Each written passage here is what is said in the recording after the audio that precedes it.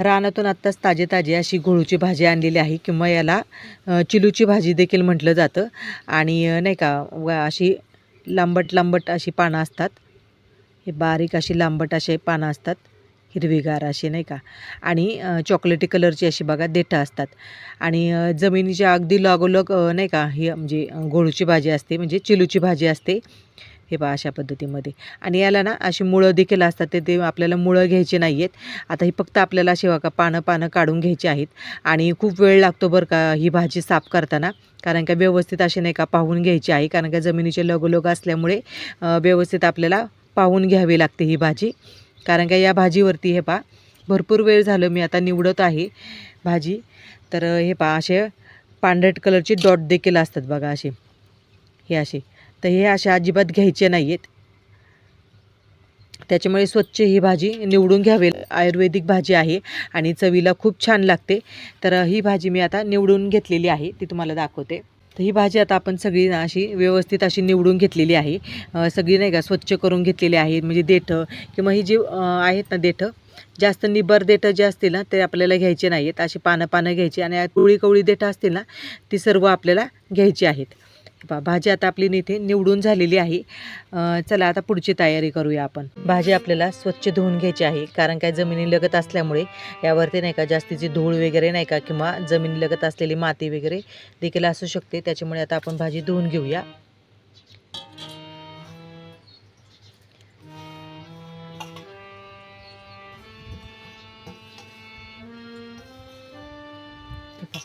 कितीही निवडलं आपण स्वच्छ तरी हे पहा अशी रेती राहते. त्याच्यामुळे स्वच्छ भाजी ही आपल्याला धुवूनच घ्यायची आहे. जे तळाशी नाही का माती वगैरे राहील अशी चांगली चोळून घ्यायची थोडीशी नाही का, म्हणजे सगळी माती वगैरे धूळ वगैरे सगळी निघून जाईल.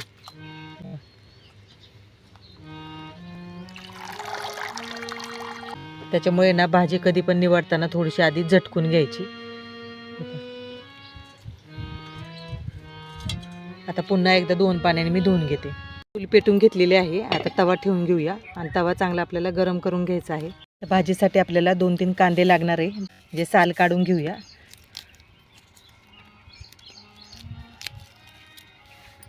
कांद्याची आपण साल काढून घेतलेली आहे. आता कांदा आपल्याला असा बारीक चिरून घ्यायचा आहे.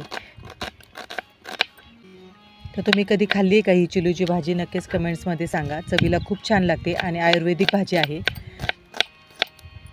याला कोणी घोळची भाजी देखील म्हटलं जातं. आणि पावसाळ्याच्या सीझनमध्ये ही भाजी जास्त खायला मिळते. शक्यतो ही भाजी विकायला वगैरे नाही का बाजारात नसते, अशी शेतकऱ्यांकडेच असते. म्हणजे एक असली तर सापडली तर शेतामध्ये नाही का.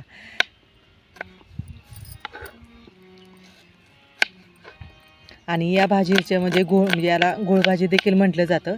आणि यामध्ये लहान पानाची भाजी आणि मोठ्या पानांची भाजी देखील असते. म्हणजे जशी ही गोळूची भाजी लहान पानांची आहे, त्यामध्ये मोठ्या पानांची देखील भाजी असते. त्याला देखील गोळू म्हटलं जातं.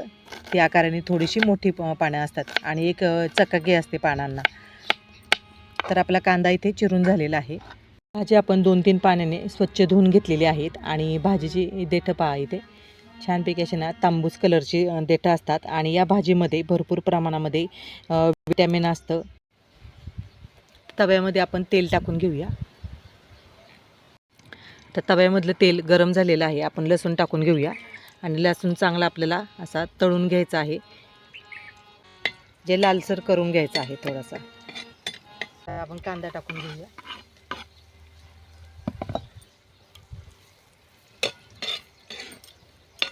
कांदा देखील आपल्याला चांगला मऊसूत करून घ्यायचा आहे, म्हणजे लालसर रंग येईपर्यंत, असा गुलाबी रंग आला पाहिजे. त्यातला एक कच्चेपणा नाहीसा करायचा आहे आपल्याला.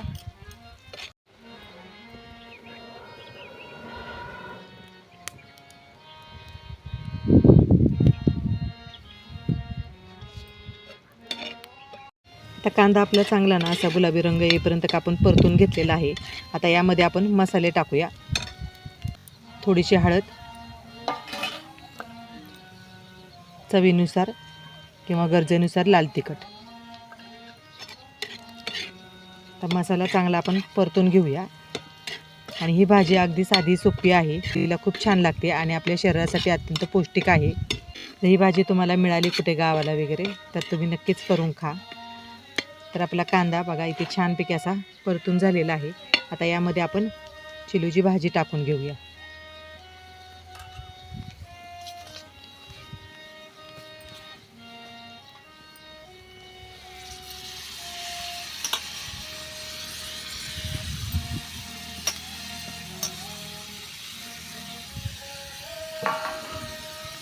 आणि ही भाजी लगेच शिजली देखील जाते आणि ताजी ताजी असल्यामुळे पटकन वाफवली देखील जाते.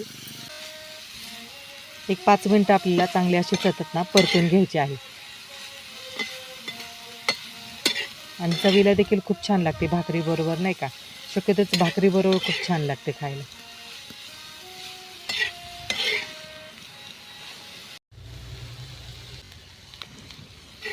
भाजी आपली चांगली आता परतली गेली आहे.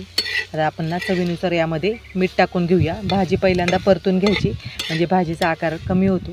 हे पहा परतून घेते किंवा भाजी ही कमी होते म्हणजे चांगली वाफवली जाते. आता यामध्ये आपण मीठ टाकून घेऊया.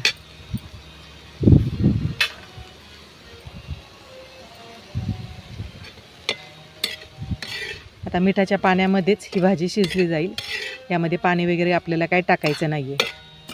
आता 2 मिनटं आपण फक्त परतून घेऊया. चिलूच्या भाजीमध्ये भरपूर प्रमाणामध्ये खनिजे असतात त्याच्यामुळे आपल्या शरीरासाठी अत्यंत ही पौष्टिक आहे. भाजी आता आपण चांगली परतून घेतलेली आहे. आता झाकण ठेवूया.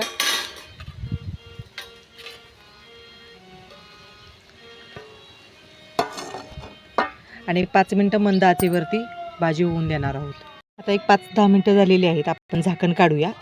आणि मिठाच्याच पाण्यामध्ये ही भाजी शिजली जाते. छानपैकी आपली भाजी इथे तयार झालेली आहे. तर तुम्ही नक्कीच अशी गुळूची किंवा चिलूची भाजी करून पहा.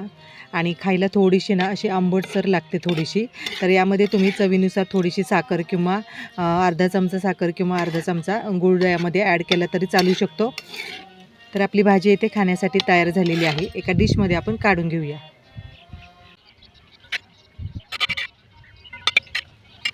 तर भाजी आपली खाण्यासाठी इथे तयार झालेली आहे. आज केलेली चिलूची भाजी जर तुम्हाला आवडली असेल तर हा व्हिडिओ जास्तीत जास्त शेअर करा, लाईक करा आणि सबस्क्राईब करायला विसरू नका. पुन्हा भेटूया अशाच एका नवीन व्हिडिओमध्ये.